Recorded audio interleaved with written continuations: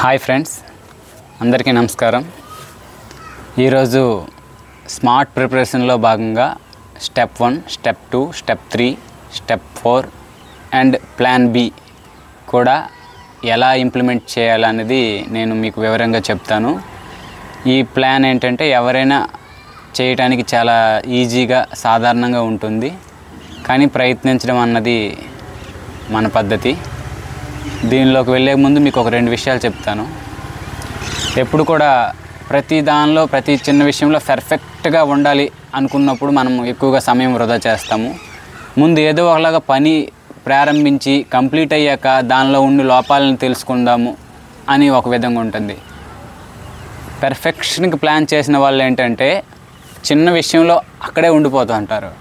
ఎలా అంటే మంచి చక్కటి బిర్యానీ తినేటప్పుడు, వేడి బిర్యానీ తినేటప్పుడు లెగ్ పీస్ తింటూ ఆ లెగ్ని పట్టుకొని ఆ దుమ్ములో ఏముంది, ఆ లోపల ఏముంది అలా తినుకుని అక్కడే టైం వేస్ట్ చేస్తారు. ఇంతలో బిర్యానీ చల్లారిపోద్ది.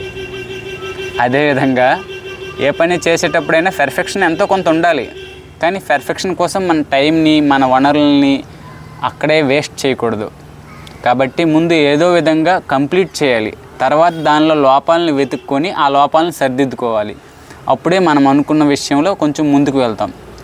సరే, విషయంలోకి వస్తే స్మార్ట్ ప్రిపరేషన్ అనేది ఎలా చేయాలి అంటే నేను పాటించింది మీకు చక్కగా చెప్తాను.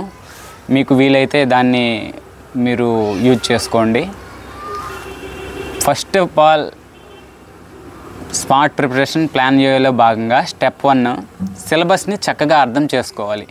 సిలబస్లో ఏమి ఇచ్చారు, ఏమున్నాయి, ఎంతవరకు ఉన్నాయి, ప్రతి టాపిక్ దానిలో ఎన్ని ఉన్నాయి ముందు చూసుకోవాలి. ఎందుకంటే ఈ డిఎస్సి టెట్ అనేది మహాసముద్రంలో తప్పిపోయినట్టు ఉంటుంది సబ్జెక్ట్స్ని, అవి టాపిక్స్ని చూస్తే.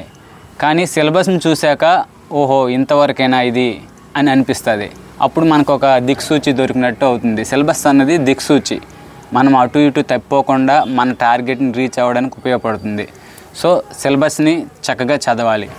రెండో పాయింట్ ఏంటంటే ప్రీవియస్ పేపర్స్ని బాగా సాల్వ్ చేయాలి. కనీసం ఒక 10 పేపర్స్ని బాగా చేయాలి. చేస్తే ఇంపార్టెంట్ టాపిక్స్ ఏంటి, రిపీటెడ్ టాపిక్స్ ఏంటి, సింపుల్ టాపిక్స్ ఏంటి, కఠినమైన టాపిక్స్ ఏంటి అని ఇలాంటి విషయాలన్నీ మనకి ప్రీవియస్ పేపర్స్ సాల్వ్ చేయడం వల్ల తెలుస్తుంది. సో ప్రీవియస్ పేపర్స్ ఖచ్చితంగా చేయాలి. ఇది స్టెప్ 2. స్టెప్ 3 మెయిన్, అన్నిటికంటే ఇంపార్టెంట్. దీనిలో ఏంటంటే ఇంపార్టెంట్ టాపిక్స్ ఎన్ని ఉన్నాయో అన్నీ ఖచ్చితంగా మంచిగా ఒకసారి చదివేయాలి. తర్వాత రిపీటెడ్ టాపిక్స్ని చదివేయాలి. తర్వాత సింపుల్ టాపిక్స్ని చదవాలి.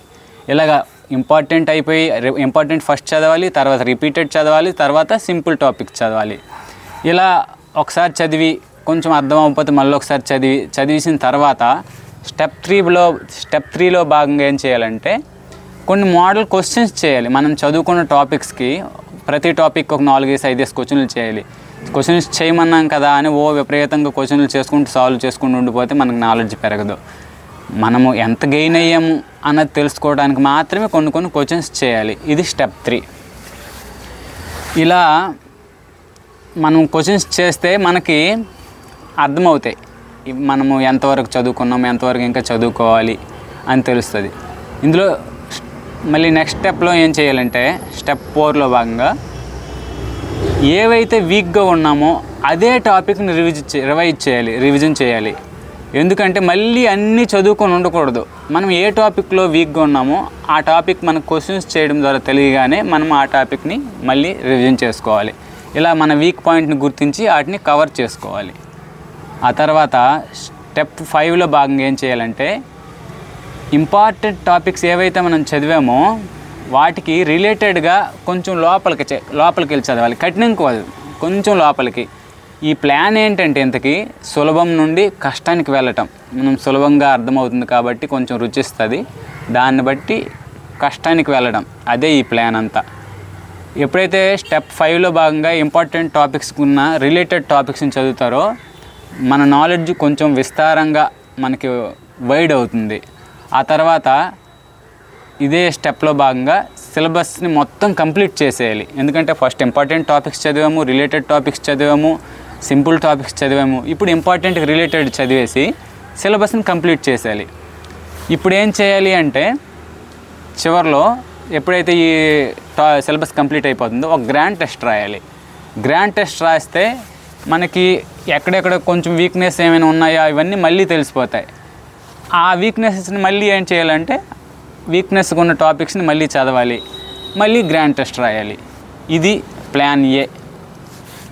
ప్లాన్ బిలోకి వెళ్తే మనకేముంటాయంటే మనం ఏవైతే సింపుల్ క్వశ్చన్స్ చదివామో, సింపుల్ టాపిక్స్ చదివే ముందు దానిలో కొంచెం కఠినమైన టాపిక్స్ చదవాలి. ఏవైతే సింపుల్ క్వశ్చన్స్ చేసామో వాటిలో కొంచెం కఠినమైన క్వశ్చన్స్ చేయాలి. అలాగే సింపుల్ గ్రాండ్ టెస్టులు రాసామో ఇప్పుడు కఠినమైన గ్రాండ్ టెస్టులు రాయగలగాలి. దాంతో మన ఈ ప్లాన్ బి ఏంటంటే ఆటోమేటిక్గా మనం అప్డేట్ అయిపోతాం. ఎప్పుడైతే మనము సిలబస్ని అర్థం చేసుకొని టాపిక్స్ చదివి గ్రాండ్ టెస్టులు రాసి మోడల్ క్వశ్చన్స్ చేసామో మనకు తెలియకుండానే మనము ప్లాన్ బికి అప్డేట్ అయిపోతాం. ఒకవేళ అప్డేట్ అవ్వకపోయినా మనకు ఉన్న నాలెడ్జ్ని బట్టి మనం కొత్తగా మెటీరియల్స్ చదవడం, కొత్తగా ప్రామాణిక గ్రంథాలు చదవడము, మనకి ఎక్కడెక్కడ వీక్గా ఉన్నాయో వాటన్నిటిని స్ట్రాంగ్ చేసుకోవడము, ఇవన్నీ మనకు తెలియకుండానే చేస్తాం ప్లాన్ బి అనేది.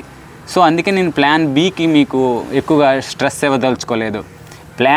ప్లాన్ ఏ పాటిస్తే ఆటోమేటిక్గా మీరు ప్లాన్ బికి వెళ్ళిపోతారు. ఇది ఖచ్చితంగా నేను గ్యారంటీ ఇచ్చి చెప్తున్నాను.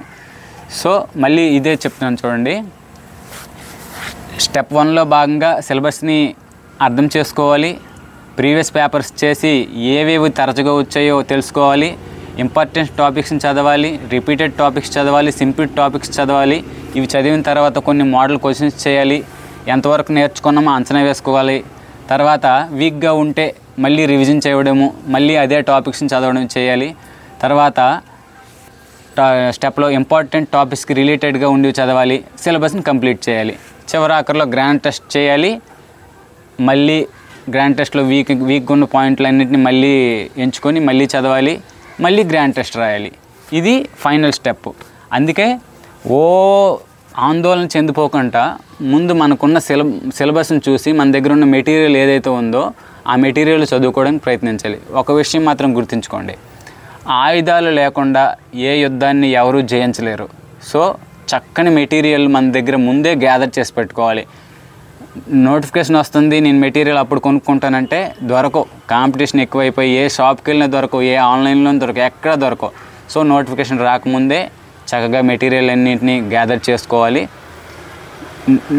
ఏ మెటీరియల్ టెట్ టు డిఎస్సి వరకు perspective, psychology, methodology, GK, current affairs, Telugu కంటెంట్కి నేను చక్కగా ఏ మెటీరియల్ చదవాలి అన్నది పూర్తి స్థాయి పట్టు నాకు ఉంది.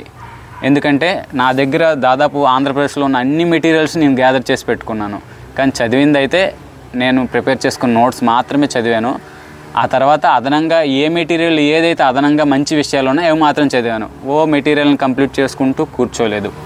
సో మీకు మెటీరియల్ ఏం చదవాలి, ఎలా చదవాలి, ఏ టాపిక్స్ త్వరగా కంప్లీట్ చేయాలి, ఈ ఇంపార్టెంట్ టాపిక్స్ ప్లస్ బుక్స్ సంబంధించి మెటీరియల్ సంబంధించి నేను నెక్స్ట్ వీడియో మీకు చేసి చెప్తాను. ఇది మీకు నచ్చితే సబ్స్క్రైబ్ చేయండి, లైక్ చేయండి. Thank you.